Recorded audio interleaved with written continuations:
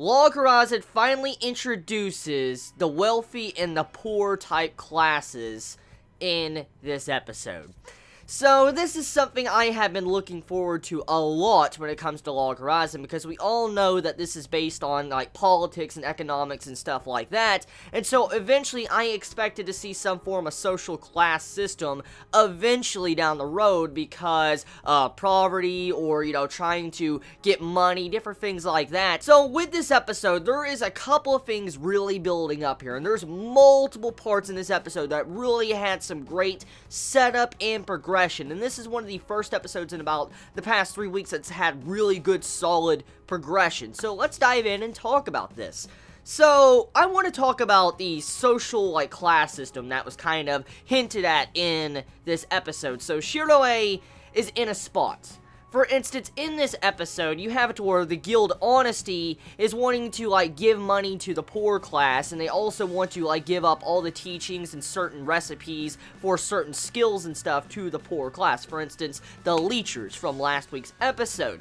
And you have it to where a bunch of the other guild members, like the guild leaders, are saying, no, we can't do that, because if we do that, it will cause, like, a riot, you know, Akiba will be ruined, because you can't just give up, like, give the gold to other people that did not work for it when everybody else worked for what they have. And so, there is a massive key line split between different, like, factions in poverty or the wealthy. Like, the wealthy and the poverty, they're, like, quite different in this world. Like, the wealthy are people that have gold, they have teachings, and they have a lot of good items and recipes and stuff like that. That's the wealthy.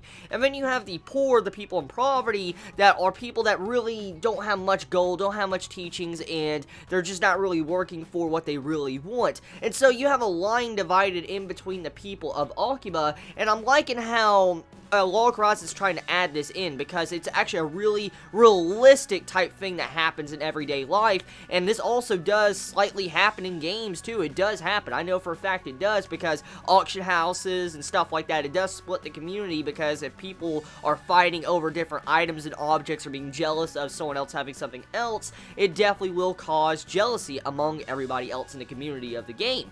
And so to see this, I'm like, shit, you gotta love how Log Horizon really dives into politics. This is one of the main reasons why I love Log Horizon so much. It's because it's really realistic when it comes to certain game communities, stuff like that. Like, the writer of this series, Log Horizon, knows what games are really about, like the inner workings of games, not just the outward appearance, but the inner workings of how games really work, along with adding in these politics and economics that just really flow well with Log Horizon. And this is once again another perfect example why Log Horizon is really good when it comes to its politics and economics. I can't wait to see exactly what Shiroe is going to do. Like, how is he going to handle, you know, the problem with poverty and the wealthy and both classes kind of being split and divided. Then we move over to our other team in this episode of Log Horizon, Nureha. I think I said her name right. The fox girl that transformed into the other girl, like the blonde-hairish type girl in this episode. Well, Nureha, she is actually with our group. And I'm like, oh shit, this is not good. Like, oh, there's gonna be something very bad happening in the future, because for her to be there, that's not good at all. That's not good at all.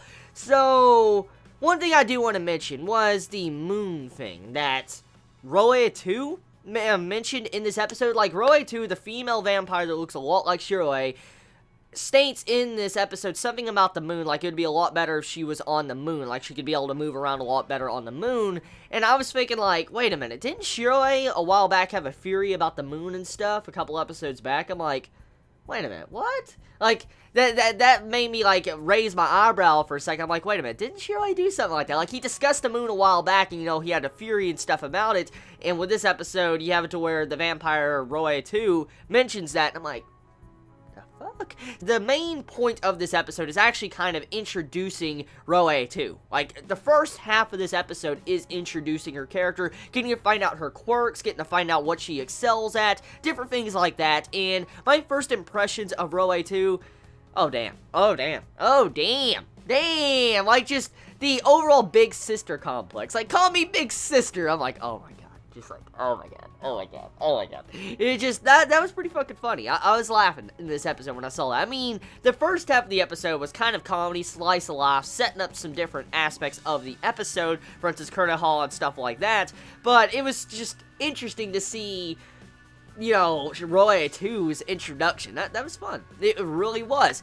And right now, I don't know what to really say. It seems like Roy 2's trying to hunt down her brother. That's what I understood from her dialogue in this episode, so can't wait to actually see what is going to happen with that.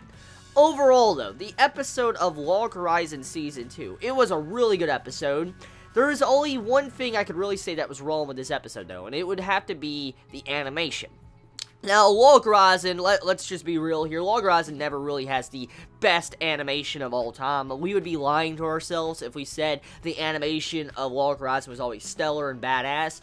The animation usually in Log Horizon usually is lacking, but I have to mention it this time because it was just incredibly obvious in the first half of this episode. Like, the first half of this episode, there was just scenes that were god-awful when it came to the lack of animation. I'm like, oh my god, it was just so bad. It was so fucking bad in certain scenes. Like, the mayonnaise scene, instead of, you know, putting mayonnaise in her food, the lack of animation, like, literally, she put her, like, you know, hand in the mayonnaise, and it just, like, zooms back. Like, the animation looks so terrible. Like, there was no animation in that. One more thing I do want to mention before I end this. We have this, mobile cathedral introduced in this episode, and I actually want to talk about that real quick before I end this review. The mobile cathedral is introduced right at the end of this episode, and it raises a lot of questions. For one thing, obviously the adventurers that are using it are having side effects, and I'm thinking, like, what kind of side effects? Like, are they losing memories faster, or, you know, are they something else going on here? I mean, there's a lot of questions I have, but obviously these mobile cathedrals are in place because of the monopoly of cathedrals in the other towns. So that's exactly what these mobile churches or cathedrals are for, because at the end of Season 1, we found out, you know, from Kurtaha, that cathedrals can be bought, you can control it to where people can't spawn, and I'm guessing this is why mobile cathedrals have been made. So we'll have to see. Tell me your thoughts in the comments below. I love you all so much. You have a wonderful day or night wherever you live. Please be safe. Chibi out.